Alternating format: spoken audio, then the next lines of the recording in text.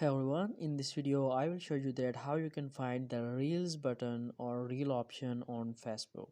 So first of all, open your Facebook account over here, and as you can see that I don't have any Reel option over this manage your business portion. It is usually over here, but in my case it is not here.